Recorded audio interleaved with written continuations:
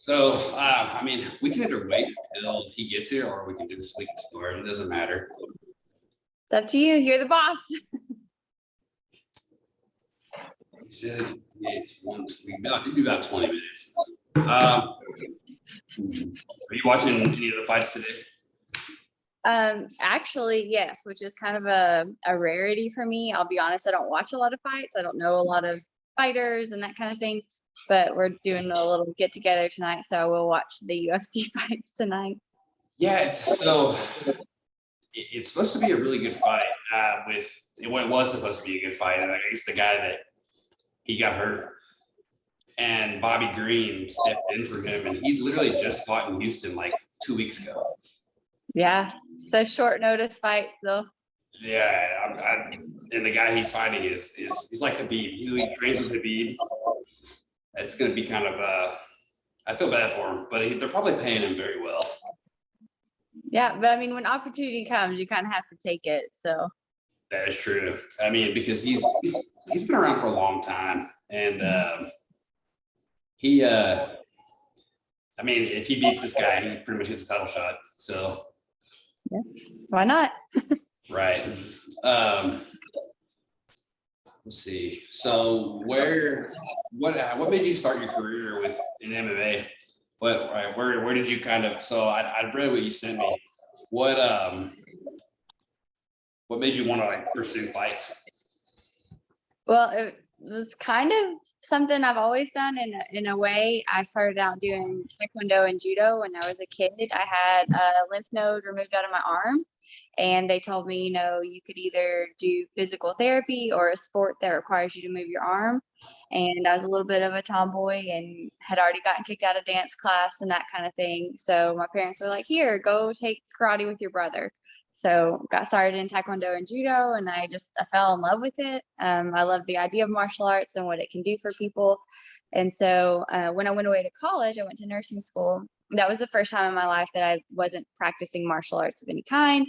And since I was 6, and I came home that summer and I was like, man, I really want to get started somewhere. And I knew a couple of people that had started training at Knoxville Martial Arts Academy.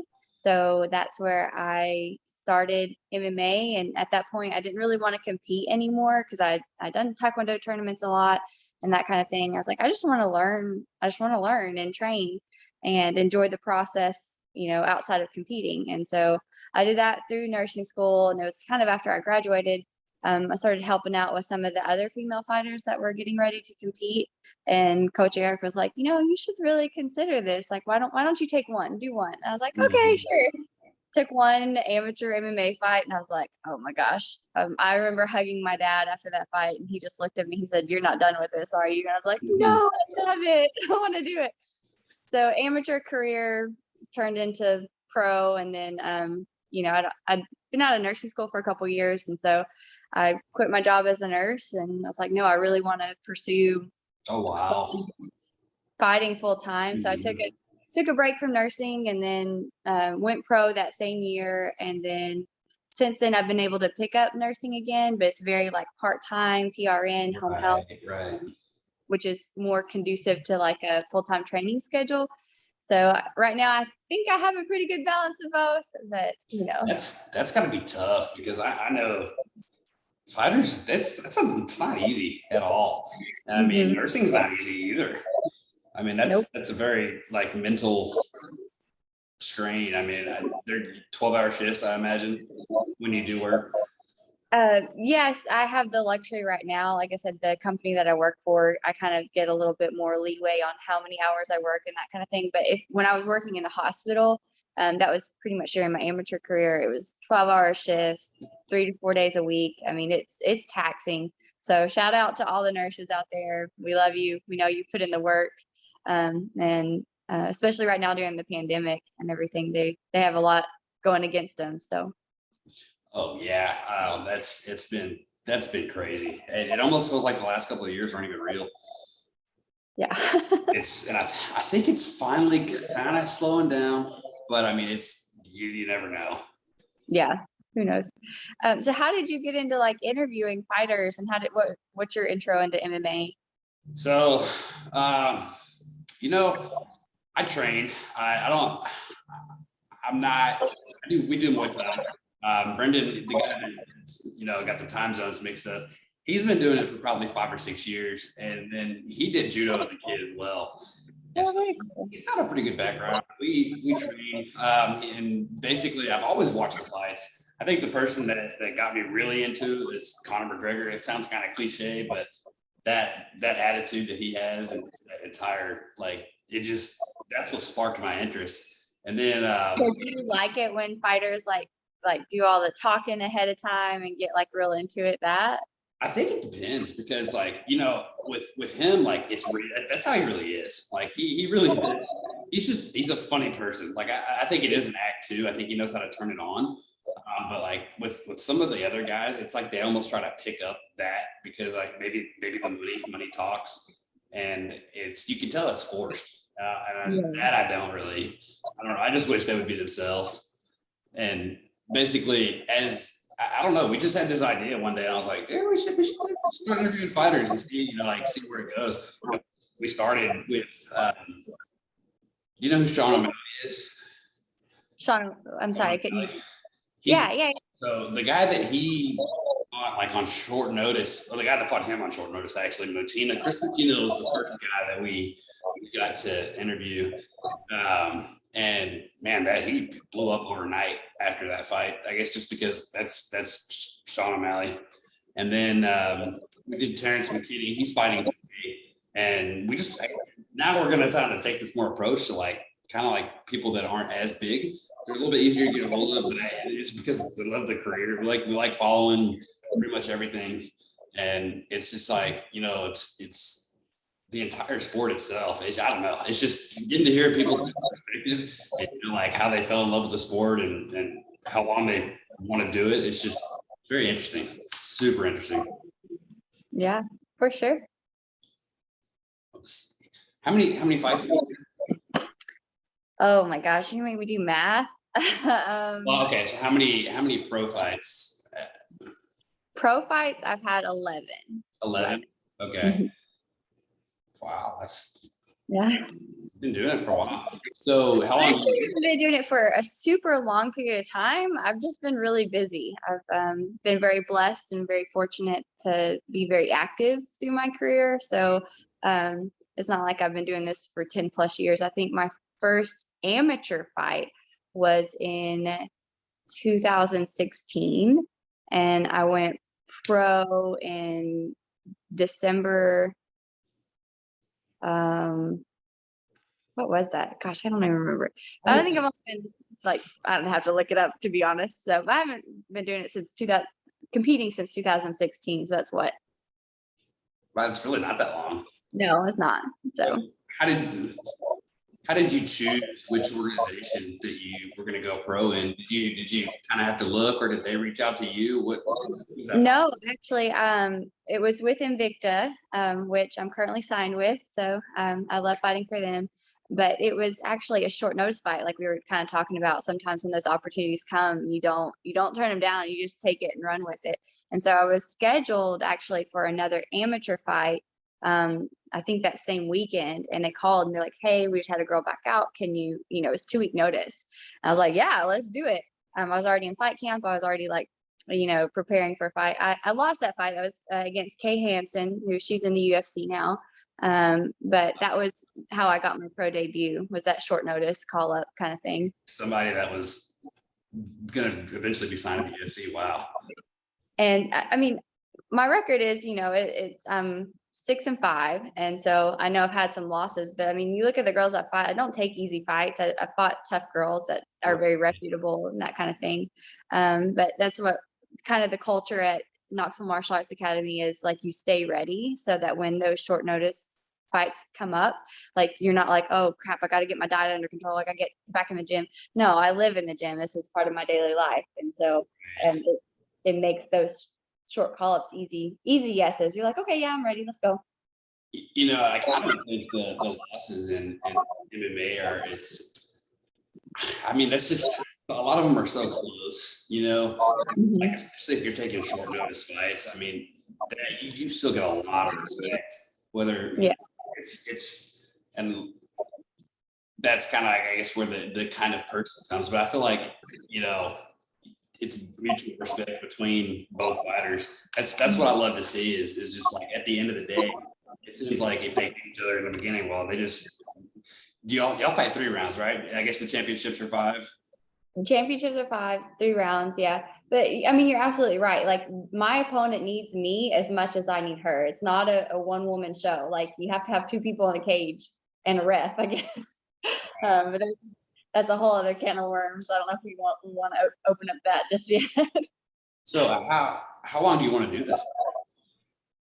Competing? Yeah, like do you have any idea? Right now, I feel like it is something that I'm called to. I think this is something that God's placed in my life, and if there may come a day when I'm no longer called to it, and I know being a professional athlete has a shelf life to it, which is kind of why I'm pursuing it right now. So as long as I'm healthy and I feel called to do it, I'm going to do it until I can't. Um, I know that eventually my husband and I would like to have children, and that will, put some pauses here and there in my career.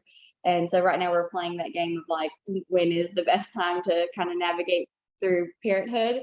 But as of right now, it's my priority. It's what I'm called to, and I'm going to pursue it until I feel like I'm called to do other things. So right now it's my big focus. Right. No, I mean, I'm 25, and I mean, most of my friends are starting to have kids, and I'm just like, dude, y'all, I don't know if you're ever really ready. I mean, I guess it just kind of is one of those things where you make that decision, and then you just take it one day at a time. Yeah, and as a female fighter, I mean, you're looking at least a year layoff, like for the 9 months of pregnancy, and at least like a few months of recovery if you get right back in it right away.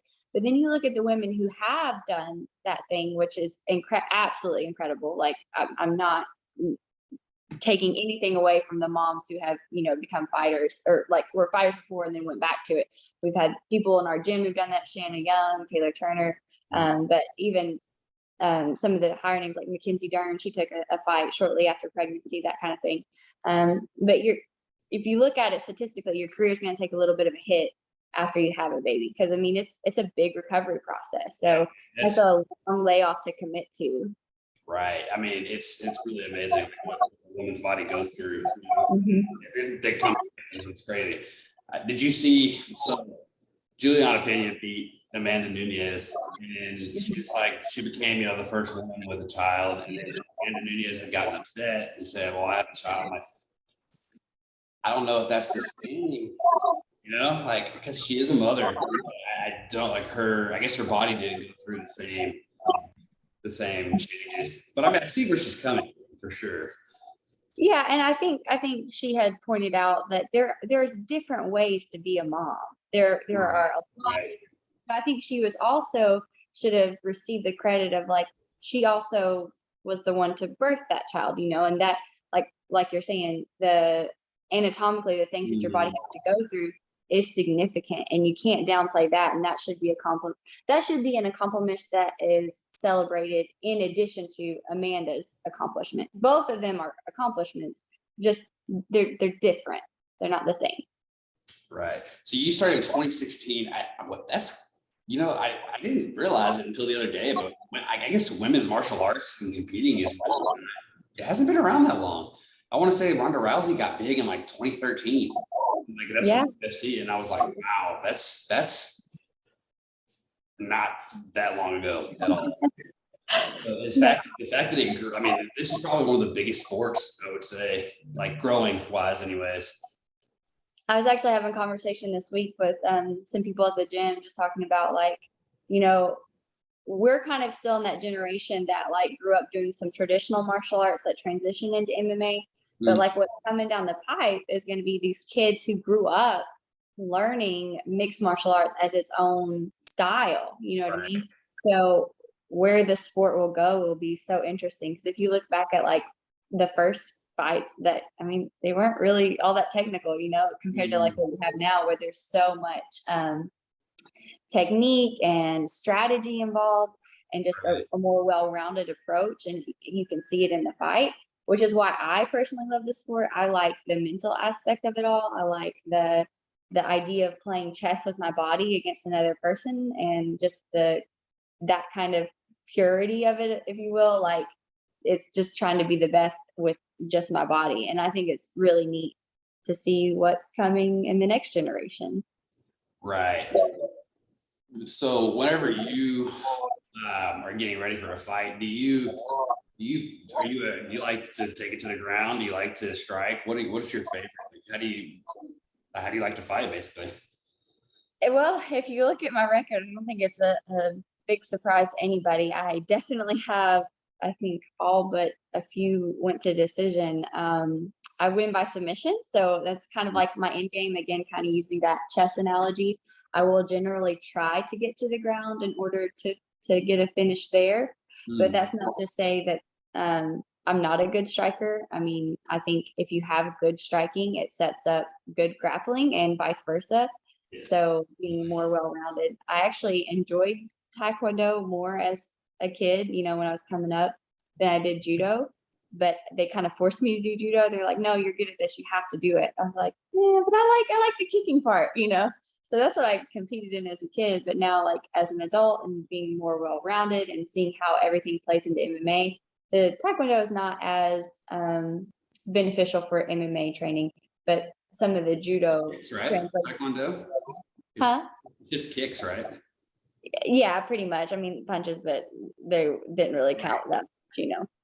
And the kicks weren't, the structure of them, that kind of thing. They're not as functional as like what Coach Eric has done a really good job of, like taking my background in those sports and then modifying it to where it is functional for MMA. But I definitely would say I'm more of a grappler oriented towards an end game. But that's not to say if I went with a high level grappler, I wouldn't change my end goal to be striking. Right. You see that a lot. I mean, with both people that are a lot of times in a fight, you'll see two grapplers and then all of a sudden they become boxers. It's like, okay, yeah, they don't want to wrestle each other at all. What was I about to say? I just lost my train of thought. What was I going to say? So you fight flyweight. Okay. No, that was actually a short notice fight as well. I am a strawweight. Gotcha. And I actually haven't spoken to anybody about my previous fight. So if that's something that you want to get into, I'm more than. This is probably, most of this is probably just guessing, because it's just different websites that have, I guess your record or whatever it is. But yeah, so what's been your most memorable fight? What was the most favorite fight you've had? My most favorite fight? Oh, that's a hard question. I have a couple for different reasons. Looking back last year in 2021, my favorite fight was probably the Kayla Paracco, I hope I'm saying her last name right, down with Icon Fighting Federations. That was down in Biloxi, Mississippi. That was my favorite fight of last year because it was in a boxing ring, which was kind of different, but also like that was the first time that I'd experienced a really, really deep sensation of flow state where everything just kind of felt effortless and it was fun and like fluid. Not to say that the fight wasn't hard, because it was a tough fight and Kayla's a good boxer and that kind of thing. But it was, for me, the game was like very fun in a sense because it was kind of back and forth. And it was just good exchanges, and I was able to see my openings and see takedowns and striking opportunities. And so to me, that flow state that was probably the highest level of flow I've ever had in a fight. But prior to that, looking back at 2020, my favorite fight probably of all time was against Ava Knight for my Bellator debut. And my husband fought on the same card as me. So it's like our little blurb in MMA history. We were the first married couple to fight on a major promotion together. And yeah, so that was just a unique experience, that whole trip, the whole week, the whole day. I mean, I would do it again. Do we ever like to fight on the same card? No, because it's not ideal. But I'm glad that we got that opportunity together to kind of get that call up together. And I mean, how many people get to do that? I think UFC. Less than 1%. Yeah, the UFC 1 month later had their first married couple on the same card, but I mean, not many people get that opportunity, and it was neat to share. I mean, I would say most people don't. Most married couples, I'd say, only one fights. Yeah. I would say because most people aren't really into it. It's usually it takes a special person to. It's one thing to train, and it's one thing to actually get in there and fight. I so you fought in Bellator. That's awesome. What do you? I guess whenever you started really big into like wanting to go pro, who is the fighter that you always looked up to? Okay. Actually, I can actually answer this. Roxanne, I know she just retired. Right, And she's a legend. she is, and mostly because like I relate, we were talking about Conor McGregor earlier and how everybody kind of feeds into like that mentality. Well, that's never been my MO, and that's not how I operate. But I look and see what Roxanne has done for this sport. She's been such a pioneer, and just her attitude on so much of it. I'm like, that is what I want to be. If I can be that for other girls coming down the pike, that like, I don't. This might get me some, hate later on, but like, I don't feel like I need to show off my body in order to get fights. I want to show that like I can do this for fun and not just out of like an angry place. I want to see if I can be the best. And am I going to take losses? Yeah, but it's how you react after the loss. How do you pick yourself up and put the pieces back together? And I think she's one that has demonstrated ways to do that in a positive way. And actually, it was after the Kayla fight, someone on Twitter was like, "Yeah, Emilee King, she's kind of like Roxanne." To me, that was like the biggest compliment. I was like, "Oh, that's awesome." That says a lot about her, because I've seen it in so many guys' careers where I want to say BJ Penn went out bad. He like 7 in a row that he lost in the UFC, and it's just like sometimes that one loss is catastrophic, and I think it's a big mental hurdle to get over it. But if you can, it's impressive to be able to lose and then get on a 2-fight win streak. Yeah, if you lose again, or if you're on a 2-fight losing streak and you win. Yeah, Roxanne did that a lot. She always came back. It was, and she came back with just an attitude of positivity. But I mean, that's how I started my MMA career. I was 0-3 as a pro. I mean, I remember getting interviewed before my 4th fight. They're like, "Why are you still doing this? I would have quit if I were you." And again, it goes back to like, I honestly feel called to do this. And as long as God's leading me in this direction, that's the direction I'm going to go. So it's just kind of nice to be the plucky underdog, but to see it like somebody kind of pioneer that way out there. And I think Roxanne did a great job of that. yeah, absolutely. What do you think of Kayla Harrison? She's good. Yeah. Think she's going to end up signing with the UFC, or you think she's in the NFL? I have no idea, to be honest. I think that's kind of whatever she wants to do. I think the ball's kind of in her court, and I think it's good to see female athletes in that position where they can kind of make those calls. Yeah, especially because it was so far behind men, in that aspect. It's not. It is good to see. That's a big free agent for sure. So how long have you been with Invicted? My last fight is what got me contracted with them. So that was since September, and I took that fight on a 6-day notice, and so that's why it was at flyweight instead of strawweight. So. Okay, you did so wow. Are most of your fights short notice? No, just really my 2 Invicta fights have been the shortest notice. With the previous one being 6 days, and then my first Invicta fight was 2-week notice. So ideally, I do like a full fight camp to prepare and game plan and do all those things. What is the like? How do you prepare when you only have so much time? Because that's when you have a full camp versus only having a week and a half. How do you prepare for that? Well, like I said, I'm always in the gym, so it's not like I was out of shape. And fortunately, for me, both of those times, I was already in a camp to fight somebody else. So did the combos change? Did the game plan change? Did the strategy change?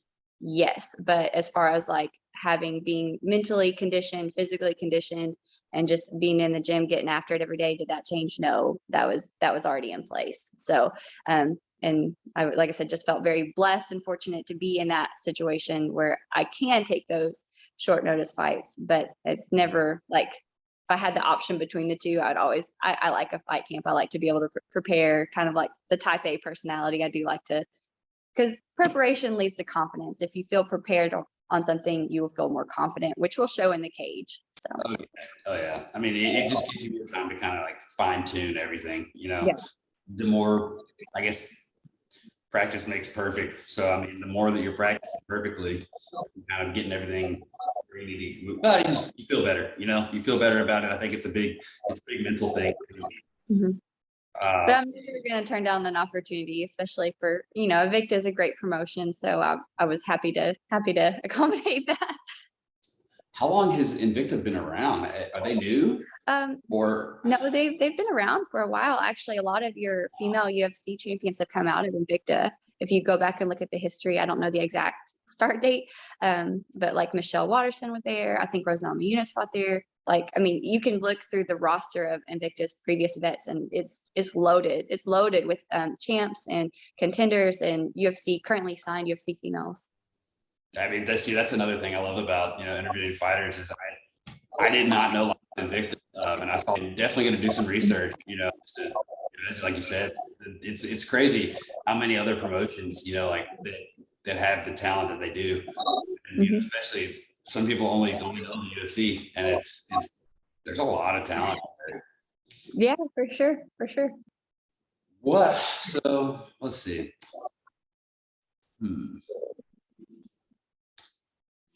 Do you have another fight scheduled as of right now? As of right now, I don't. I think Coach Eric is looking, just trying to find the right opponent, the right location, the right date, all of the above, because our gym is very busy and we have lots of fighters who fight a lot of the time. So just making all the magic happen. But I would say sometime this spring. Like I say, I like to be busy. 4 fights a year is usually my goal if I'm able to do that without injuries or major complications. So we'll be looking to get one in because we're already to the end of this first quarter and not caught yet. So. Hey, neighbors, we're having a pool party. No, yeah, that's 4 fights a year. That's a lot. I mean, I guess like you said, without what so I guess you've been pretty healthy. What's been your worst interview?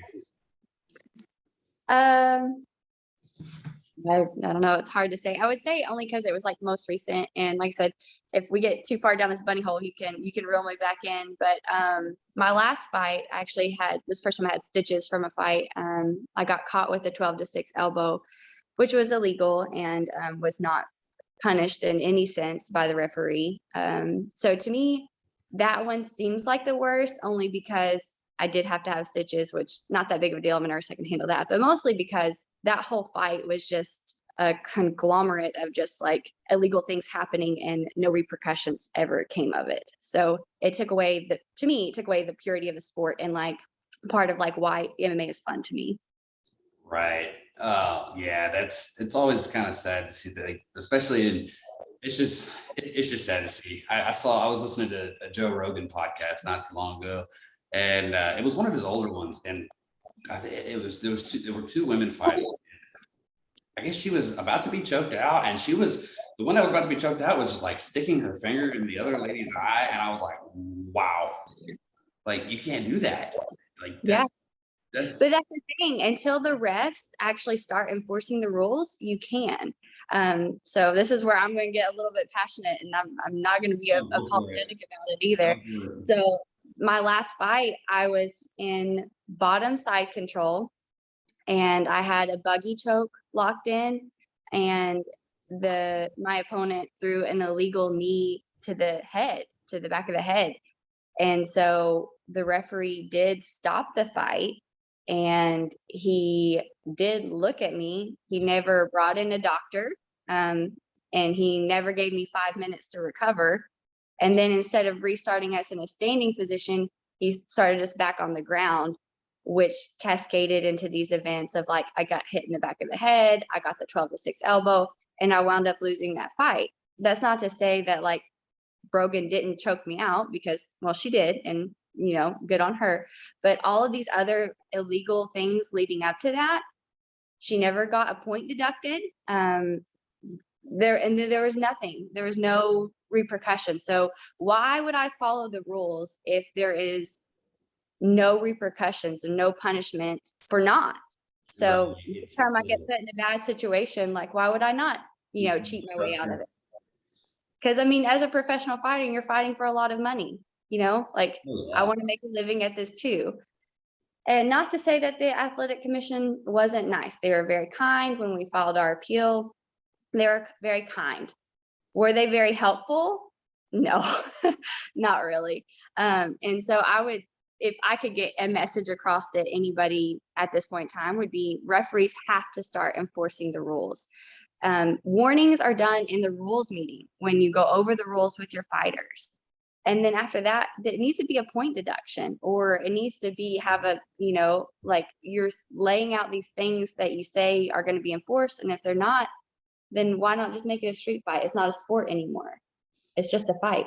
Right. No, I 100% agree with you. Like, some of the things that go on, and Conor McGregor's bad about it. He sticks his finger inside the gloves a lot. And I'm like, man, you can't do that. Or they stick their toes in the cage. Like, I'm like, can't do that either. And it's like, you're right. A lot of times refs make bad decisions and they don't. And that's the thing. It's okay to make a mistake. Like, we're all human. I get it. Mistakes happen. Like, that's not to say that they won't happen in the future. But like, if you can correct it, then correct it. You know what I mean? Like, you have to, exactly.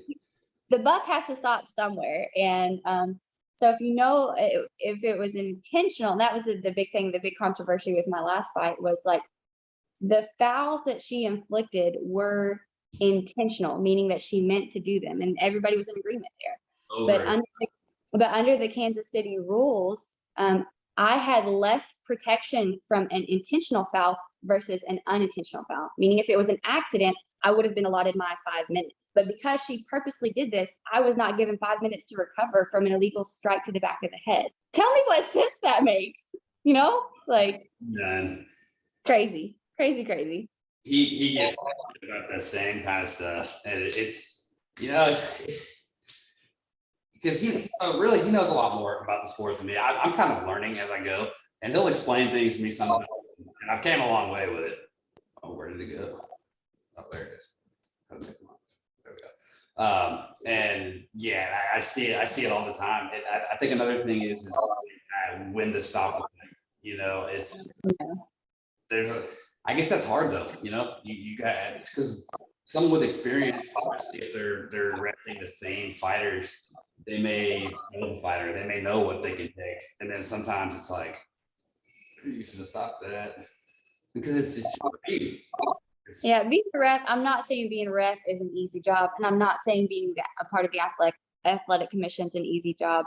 I'm just saying right now the system's broken and it needs to be fixed. And in my opinion, the only way it's going to be fixed is if people start enforcing the rules that are laid out. And once that happens, because a local promotion here in Knoxville, which is actually owned by Eric Turner, Valor, Oh, so you guys are familiar with it. Oh, good. Friends fought Valor once.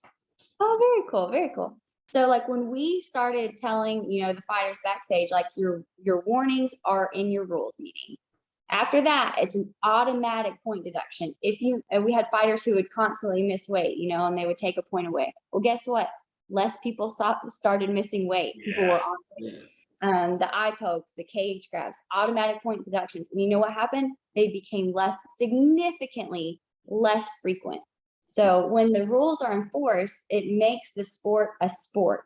When the rules are not enforced, it's just a free for all. So like, why should I have to obey the rules if no one else is? Kind of mentality. Might as well just, get in a bare knuckle fight on concrete. It's bad. I mean, but structure's good with everything. It's almost like it has to be there. People can die. If there's a reason those rules. Yeah, the rules for a reason. Absolutely. Let's see, what else can we talk about? I'm sorry, I didn't catch your name. I caught Cody's name. Hi, my name is Brendan. Oh, hi, Brendan. Hi, nice to meet you. Thank you for taking time to talk to us. Yeah, no problem. Let's see. Do you have a next fight scheduled? No? Not at the moment. We're looking, but probably this spring more than likely. Okay, cool. Will that be again or are you not quite sure? I'm not sure yet. Right. Coach Eric is the one who does all the matchmaking Right. on my behalf. So he's like, "Hey, we're fighting here at this time." I'm like, "Okay, let's go." All right, let's go. So you said it was Bellator. You and your husband fought on the same card. So That's pretty cool. Yeah, they were the first one to do it. That's pretty sweet. Yeah, Um, that was back pre-COVID times. Right. We were has actually in COVID, LA. Remember that. how has the COVID affected your training? Well, I think it's affected everybody. I don't think anyone got out of COVID unscathed. But we're pretty fortunate from where we are. I remember in the thick of it, like when it was happening, I was actually scheduled for my second Bellator fight against Carrie Melendez, and it just kind of kept getting pushed back for various reasons, obviously heavily COVID related. And our gym had to shut down. And so at that time, I was very, very thankful that I still had my nursing license. And so I went back to nursing almost full-time hours during that time because the gym was shut down. My husband's a personal trainer and his main source of employment was down too, Right. So I worked as a nurse a lot and then still tried to train the best we could. We turned our carport into a makeshift gym, and I was again very thankful that I had my husband during the time because where he trains and he coaches and he knows my game really well.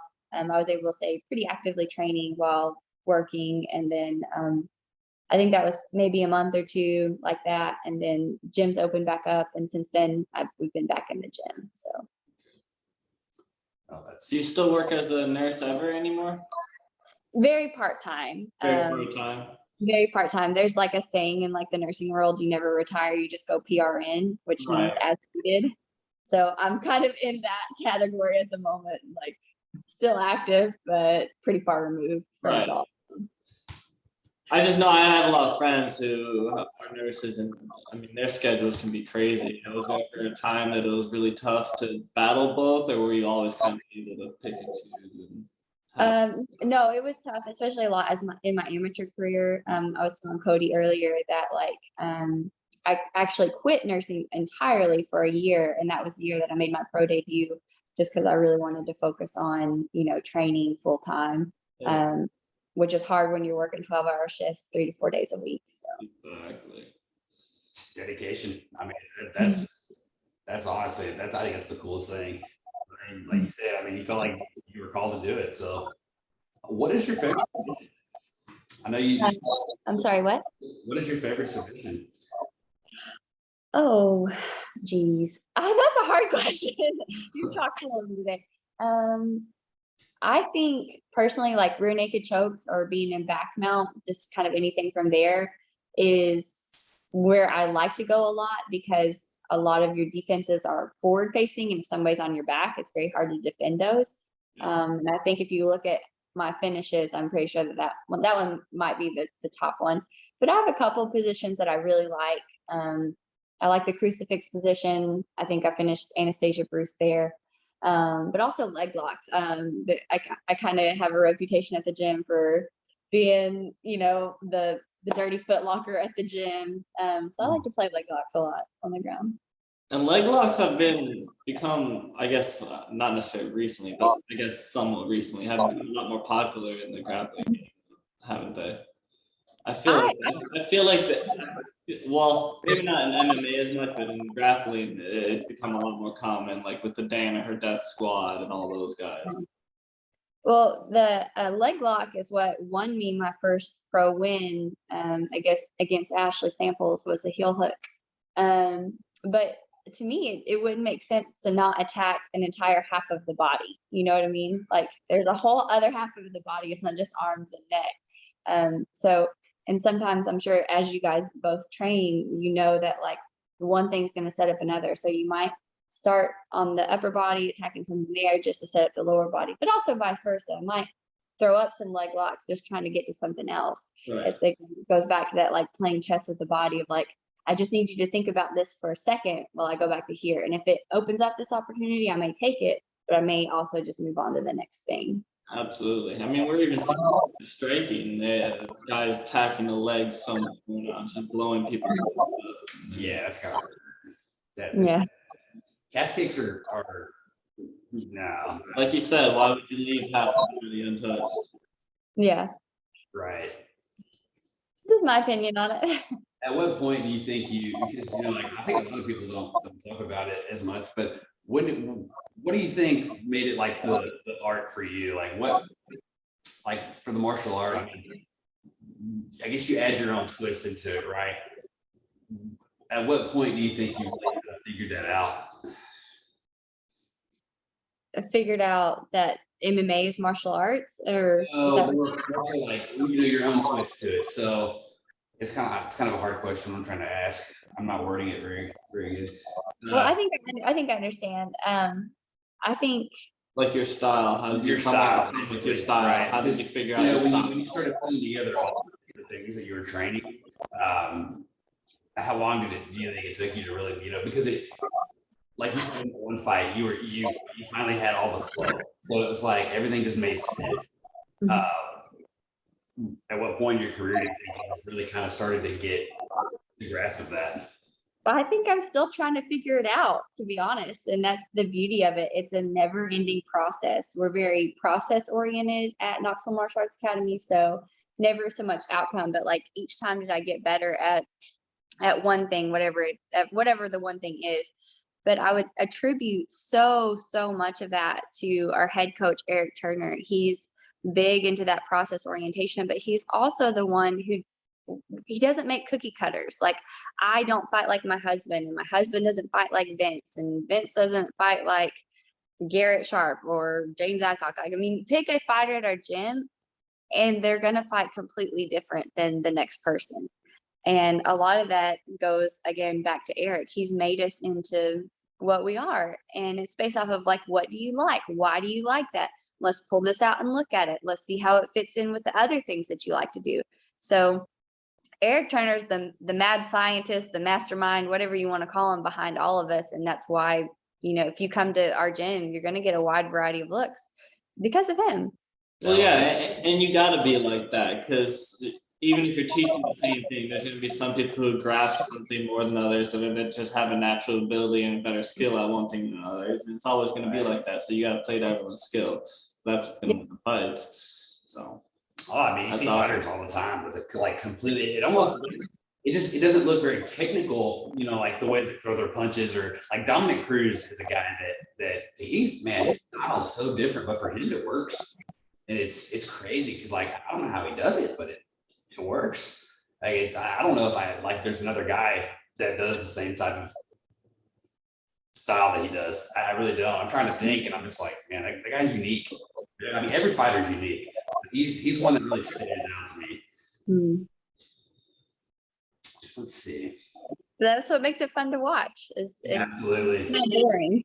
No, for sure. And that's something that I'm starting to see a lot. Like as I watch it, I start to look, I'm like, wow, like even like the guy that's fighting today, he trains with Habib a lot, but he does things his own way, and he does it differently. And I'm starting to see, like with every fighter, I'm like, wow, like this person does this differently, but it doesn't make it wrong. And it's cool to see. It's cool to see that for sure, because it's like, you get different champions. It's just like, wow, like, whatever works for them. Let's see.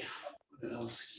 What motivates you, like, through those hard times, those times? Every fighter gets in those tough times of fight where it gets to the point where you might be questioning yourself. Well, what do you push through and get through those tough times? What do you use as your motivation?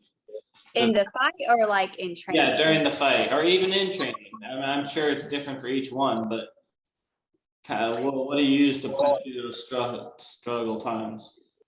Well, I think in the fight, that's not generally where my brain goes. It's Right. more like I was telling Cody, I'm constantly looking for that flow state of like that supreme level of like even though the tasks are really hard, they feel effortless, and time is no longer, doesn't really seem like time anymore. Like that's, if you look at any sports psychology books, that's kind of what I'm always looking for. So I don't really have the conscious thought, at least, of like, oh man, I got to think about this to get through this. Right.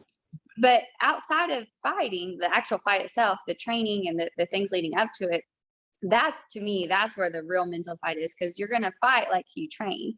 And so the training rounds at KMA, they are tough rounds. You don't get easy outs anywhere. And so sometimes you got to remember you're the hammer and sometimes you're the nail.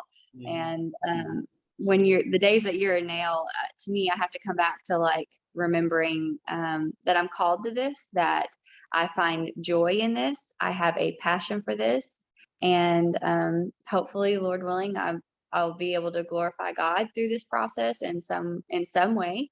And that, to me, right now is the biggest motivating factor, is my faith, and that it will produce something bigger and better in some sense. I don't know if it'll be getting to the UFC and making lots of money, or if it'll be just helping the next generation to come after me to learn from my mistakes. Right. It'll be something along those lines. Do you like to coach then? Do you coach currently at all? I do. I coach little dragons, which are 3, 4, 5, 6-year-olds. They are brutally honest, and the most entertaining part of my day, hands down. I love it. But I also coach some adults, like do some private lessons. But recently we started an 8-week Brazilian Jiu-Jitsu course for women, just to kind of get them in the door, show them that, you know, we don't have dickheads at our gym. Everybody's really nice. Right. And just kind of get them more comfortable with rolling. And I have thoroughly enjoyed like just watching the process unfold with some of these women, and watching their growth happen on the mats, to me, is insanely rewarding. And yeah, I think I'll always have maybe not to the extent that my husband likes to coach, but definitely like teaching on the mat and that kind of stuff I really enjoy. That'll be awesome. We'll keep you in it for a long time. Yeah. If you could have a dream fight with any fighter, who do you think would be from each time? I don't know. Mostly because Coach Eric has always been the one to match my fights. Like I said, not necessarily a person, but like if I could recreate what I had last March with the Kayla fight, of that flow state. If I could recreate that, I don't care who it is. If I can have that back, I'll do that hands down, 10 out of 10 every day. So I don't have a specific name for you. I'm sorry. No, that's fine. No, I like that answer. I mean, I think most people would have probably given me a name, but that was a pretty cool answer, because I mean, I think that's one of the most important things, is being able to find that flow. I mean, if you don't find that flow, I mean, you're kind of you look confused, you know. So like you mentioned being the nail, I'm always the nail with him. So but it makes me better. That's why I train with him. So I guess whenever you are like getting ready for your next fight, or you know the fighter's coming up, what advantage do you usually give yourself? Like, you know, like, what's something that you believe in yourself? It's like, you know, I can do this. I know you said you have your faith. What else would you say? Well, you're talking about like backstage leading up to the actual fight. Well, Eric prays with us backstage, and then right before we walk into the cage always. So that's part of my routine. It's part of like my habit loop. And then other than that, like, it's just trusting in my training, trusting in the reps that I've done. We are big into like, you know, the psychology and the science behind some of the fighting things. So especially when I've had time to do a full camp, I'll usually have a couple combos that I've literally done 1,000 times, like 60 times a day, every day for 21 days, builds a habit, like to where my brain doesn't have to think about it. It's in my subconscious. My neural pathways know what to do, and it's firing. Like literally before my fight with Kayla, I was throwing my combos in my sleep, and my husband's like, "You gotta stop." That's funny. So when I spend time to prepare, like I'll trust in my training, because I know I have good training partners, and I know that I have good coaching, and I trust the things that they've set before me, and that God's put them in my life for a reason. And then after that, it's just about staying in the moment. So when it's time to warm up, I'm thinking about warming up. When it's time to walk, I'm thinking about walking. When it's time to put my hands up before the bell rings, it's time to put my hands up before the bell rings. And Right. so Take one step at a time approach. Right. Mhm. That's definitely the way to do it. I feel like if you don't, it's easy to kind of freak yourself out and feel anxious. But no, I like that. Man, let's see. Do you have any questions for us? Well, I asked how you kind of got into all this. So how did you get into this? Oh, well, when I grew up being into judo, and then I did like a year of wrestling, but I did judo probably from when I was 5 or 6 till about 14 or 15 or something like that. I fell in love with it then, and then I kind of lost it with focusing on other sports, got into college baseball and everything like that. And then once I graduated college, I kind of dove right back into martial arts since I didn't have baseball again. Except I switched it up and now I do a lot more striking because I kind of had the ground game from when I was younger. I was like, oh, let me try something new. So now I definitely found a little bit more passion in the art of striking and just kind of picking people apart. Kicking me in the ribs. But I like when you keep talking about the flow state, because that's definitely one of the biggest things for me when you get that flow state of striking and you don't even notice time, you lose track of time. And next thing you know, you're doing a 10-minute round. Yeah, I love that. Crazy. And I think that's the beautiful thing about martial arts is it's lifelong. I remember telling my mom when I was 12, I was like, I'm going to do this forever. And she thought I was crazy. And, here I am, 29, I'm still doing it. But I honestly, I want to be that granny that's still on the mats, like Oh, still absolutely. doing something, it's not something that's time bound like so many of your other sports. I know being an active, like high level competitor has a shelf life, but that's not to say that like being a martial artist has a shelf life. No, So exactly. And there's such a mental aspect to it that I love that. yeah. I think everybody that competes at a high level will have to. I don't know that you'll ever lose that competitive edge. Like you said, you're going to be, way older than you are now. And you're going to be like, I got to do it. I got to do it. Yeah, I think that's awesome. I think it's awesome that you don't lose the passion. Maybe you just don't compete at the same level, but you still have fun with it. That's so cool. Who has been your favorite person to interview? Favorite interview? So I think Terrence McKinney. He had this this little kid vibe, and he just I really liked his story because he was pronounced dead, and he came, I guess he came back to life, and he moved away from Chicago, and now he's in Washington, I believe, and he's awesome. He just had this. He was so happy-go-lucky, and He fights tonight. yeah, he does. And then I think his UFC debut, he had the fastest knockout in lightweight history, like 7 seconds. And I was like, this kid's got some energy. He's really got some energy. You're actually the first woman fighter that we've interviewed, so this has been really cool. This has been really cool. Yeah. Because I just think I think we were talking about it earlier. Ronda Rousey that was 2013. You started fighting 2016. He said. I mean, that's not a long time at all. And I think that the sport still got so much to grow. And I love seeing the women's side of it grow. Because it's always been big with men, but seeing women compete at a high level is awesome. And I think it's good to know, like, women are technical fighters too, Very technical. And I think sometimes you have to be, especially if you're in a gym, not to say that we have this problem, but like a lot of women have to be super tough because like there's not other women for them to train with. I think our culture has been very like inclusive to women. So we have a ton of female athletes and pretty much any weight class you want to find one in. But that's not the case. We're kind of the exception to the rule to that. And so you have to look at the girls that are coming from these gyms that are very male dominated, and you got to pay them some respect because they're tough.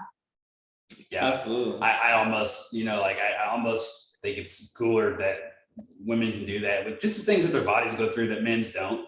I mean, it's just like Correct. Absolutely. And Yes, this- weight cuts as a female athlete are totally different. And I can see this because my husband's a competitor and an athlete too. But sometimes when I watch him not struggle on a weight cut, I'm like, I love you, but sometimes I can't. Yeah, Absolutely. I mean, it's two different genders. You know, the bodies function completely different, the brains think different, and like you said, women are technical fighters too. And to see the things that women are doing, I mean, I love it. I love it. Whenever seeing Pena upset Nunez, that was like the coolest thing. I was like, wow, she really did that. She did. And then seeing Thug Rose come back from her loss, I was just like, wow, like such a high level of fighting, you know, and it's only getting better. Yeah. Better and better and better. And that's with the technology, that's with people learning new things. Like if maybe some of the coaching is getting better with time, but I mean, yeah, it's just awesome. I don't even have words for it, to be honest. No, I do think you see a lot more technical fights on the women's side, though. Like you were saying, they do seem a lot more technical because I feel like some of the guys you see, there are guys who get away with just relying on just power. And Right. you don't really see any females that get away with just power. They have To something. say that they aren't hard strikers or have power. Yeah, there's hard strikers, but there's not any girl who's just getting with power. And there's some guys who can sneak by with, oh, I can get my butt kicked for 2 rounds and then stand up and shot and lights out. Right. Yeah, I would have to agree with that. I think you do see with women fighters, it's almost like Super technical. It's fun to watch. It's super fun to watch. Right. I mean, down to the hip movement. Some background knowledge on it too, though, because sometimes if you don't have that technical knowledge, you're like, what the heck am I watching? Exactly. Right. Exactly. Absolutely. Which I'm still learning a lot about grappling. I mean, I think it's crazy. I watching it, I'm just like, I don't understand really what's going on, but like I know that that's not good or it is good, and I'm just like that. The cardio, it's like it's so different than striking, and it's crazy to see somebody that they can go all 15 minutes and just grapple. I'm like that's so technical too. You know, it's a different kind of technical, but blows my mind how good some people are at the little things, and that's what makes them so good. They may not even be like explosive, but just those little things. That's really like, I guess the foundation is you know, something that you see where people are just really good at, and it blows my mind.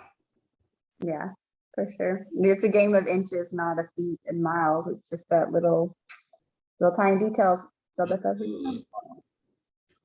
Absolutely. Well, I think that's pretty much all we have for you. I really enjoyed it. No, like I think it's awesome. Your first woman fighter that we've interviewed. Well, thank you so much, and I really appreciate you taking the time to talk with me and like ask good questions and get to know you guys. Super cool. Yeah, for sure. I mean, and as you have a couple more fights, I mean, I'll reach back out to you, you know, because some of your ideas may change. You know, people change. Some parts of your game might change. It would just be cool to kind of keep up with you as your career goes on, because absolutely, like you said, you don't really see an end right now. You're just taking it day by day. So I'm definitely gonna like you said about Invicta. I'm about to do some research on Invicta, and I'm definitely going to. Women pioneers. Shannon Knapp has done a lot for women MMA. Yeah. She helped out with that Bruise movie that just came out and stuff. So Shannon Knapp's an awesome lady, and the promotion thing that she's built there is really, really cool. So it's worth checking out. It's worth sharing the word about, for sure. Absolutely. Oh, for sure. And I think I learn everything. Well, okay, every time we do an interview, I learn something different from every fighter, and I'm like, there's a lot of knowledge to be passed around. So, well, I think that pretty much wraps it up. It was really awesome interviewing you. And keep it up with your career. Thank you. Y'all have a great day. You too. Bye. Yeah.